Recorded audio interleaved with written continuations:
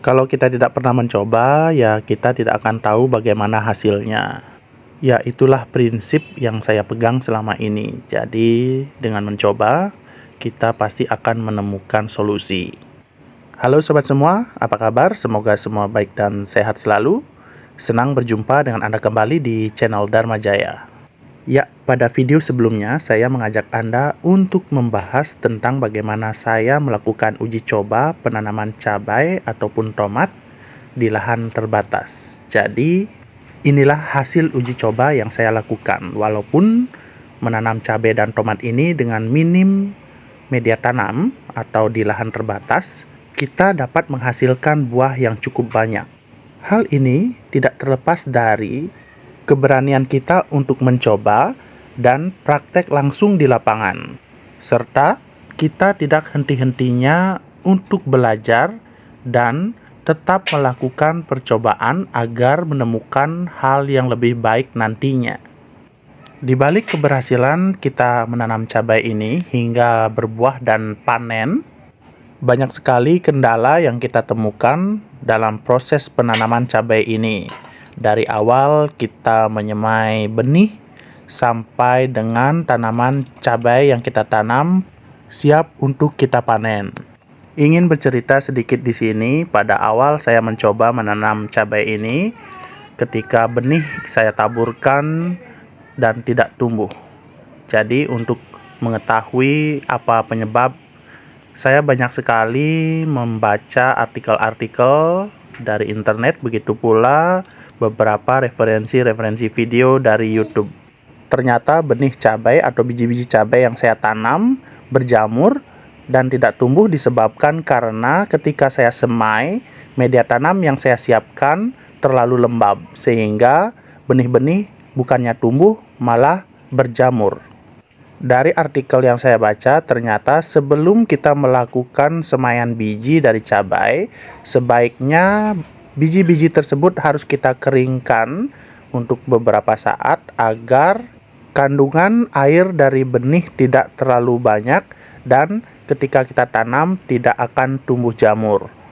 Ya, setelah segala metode yang saya baca saya terapkan dengan benar, ternyata benih tumbuh dengan baik sesuai dengan apa yang saya harapkan. Selanjutnya kembali saya menemukan kendala, yaitu saya tidak memiliki lahan. Namun hal ini dapat saya akali dengan menanam dengan sistem semi hidroponik kapiler seperti yang Anda lihat. Namun dalam perkembangan masa kita uji coba, tanaman yang saya tanam mengalami kelayuan seperti ini. Ketika saya amati, penyebabnya adalah ternyata tampungan nutrisi yang berada pada bagian bawah dari tanaman ini mengalami peningkatan suhu menjadi lebih panas ketika siang hari. Hal ini menyebabkan akar-akar terganggu dalam penyerapan nutrisi dan tanaman cabai menjadi layu.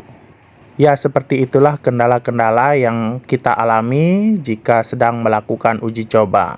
Namun, kita harus tetap mencari solusi dari permasalahan itu. Untuk menangani permasalahan yang terjadi, di sini saya akan menambahkan lapisan aluminium foil pada buket nutrisi yang berada pada bagian bawah tanaman kita. Ya, dengan menambahkan aluminium foil, ini dapat membuat suhu dari buket atau nutrisi yang berada di dalamnya menjadi lebih dingin. Ya, inilah pantauan yang saya lakukan keesokan harinya. Dapat Anda lihat di sini, tanaman cabai kembali hijau dan tidak mengalami kelayuan. Ini berarti metode yang kita terapkan sudah benar. Oh ya, karena kita menanam pada media yang terbatas seperti ini, sehingga cengkraman akar dari tanaman cabai atau tomat yang kita tanam tidak terlalu kuat. Oleh sebab itu, kita harus menambahkan anjir atau bambu penunjang agar ketika tanaman ini terhempas angin tidak sampai roboh. Begitu pula dengan perawatan, kita harus tetap memantau perkembangan dari tanaman cabai atau tomat yang kita tanam setiap minggunya.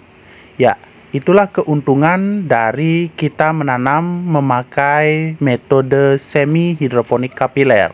Karena tanaman yang kita tanam sudah memiliki cadangan nutrisi di bagian bawah. Jadi kita cukup memantau 2 kali dalam seminggu. Dan itu tidak akan mengganggu aktivitas kita yang lain.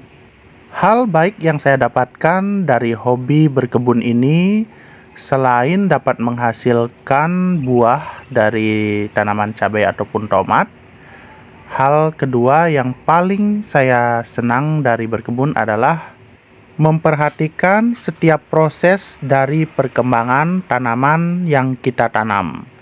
Dari awal menanam bibit hingga cabai siap untuk kita panen. Tanpa kita sadari, kesabaran yang kita miliki kita latih di sini. Selain itu, kita juga belajar untuk mencari solusi dari setiap permasalahan.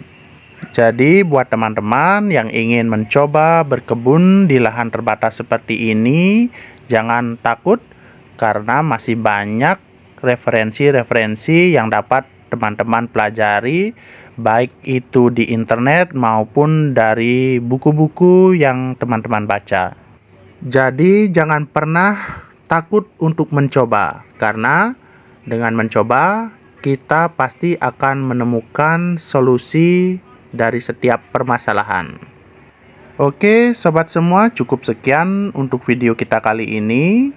Nantikan kelanjutan video dari percobaan kita berkebun di lahan sempit ini, dan semoga video ini dapat bermanfaat bagi teman-teman serta dapat menginspirasi untuk mencoba berkebun di lahan terbatas.